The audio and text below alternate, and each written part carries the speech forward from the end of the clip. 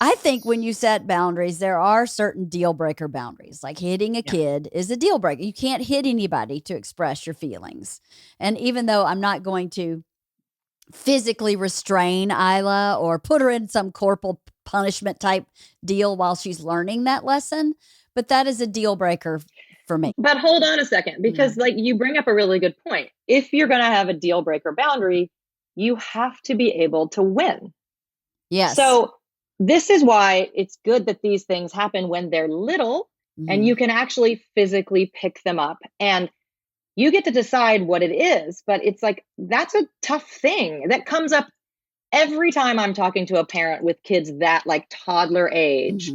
It's like, how do you win? So for me, it was go to your room. I mean, we've talked about this on here before even. It's not like room is a prison. Like all your toys are in there. You could lay down. There's everything fun in there. But you're not, and it's a natural consequence. You're behaving in a way that isn't appropriate to be around other people. That's not how we behave. So you can go do whatever you want in your room. But when you're ready to behave in an appropriate way, you can come out here. So it's a very obvious consequence. However, you have to be able to win that. And they don't always stay in their room. So there's some choices about like what people do. How do you win? That can be, personal choices. Again, like, do you put a lock on the door? Do you put one of those handles on the door? Whatever it is. But that gets me to the other thing that I think is really important is this actually hits on really deep stuff for people. And it usually comes from their own upbringings. So how were they raised and what did they wish their parents did more? Like, did they feel like their parents were too controlling? Did they feel like their parents were too neglectful? And this is like, a lot of times it's subconscious, but if the meaning of discipline or going to your room or no meaning no is, oh no, I'm acting like my super controlling parent who didn't actually make me feel loved. Well, you're not going to want to do that. Right. And so it's like, it's not just this easy thing to solve for people because it taps into this real childhood stuff and this stuff about like what it means to be a good parent. And so, I mean, it just takes a little like self-reflection, but to look at, well, what would it mean to me about myself if I put a lock on the door and when my child was in timeout and wanted to come out, the door was locked? That might be abusive to someone. Right. That might, and so it's a bigger issue than just, someone giving you guidelines. Very complicated, huh? It's very child specific, I think, because it's child and parent specific. Right. Yeah.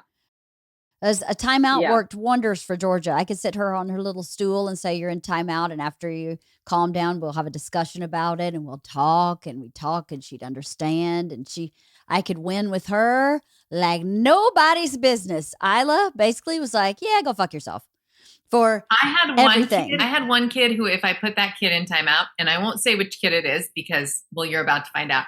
I put that kid in timeout and that kid would pee. Every time, every single time. And I'm like, well, that sucks for me. He was like, I'll show you how to win. You ready? Like, not even, no shame whatsoever. Didn't matter how old the kid was. No shame. It was like, you put me in timeout, I piss on the floor. Oh my God. So what did you do?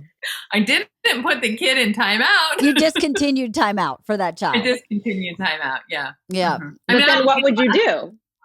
I don't remember what I did. It was so long ago. Like, I don't remember what I did, but I mean, I think timeout lasted about 5 times. And, then sporadically I would try again and the kid would pee. And I'm like, well, I am not going to win this one.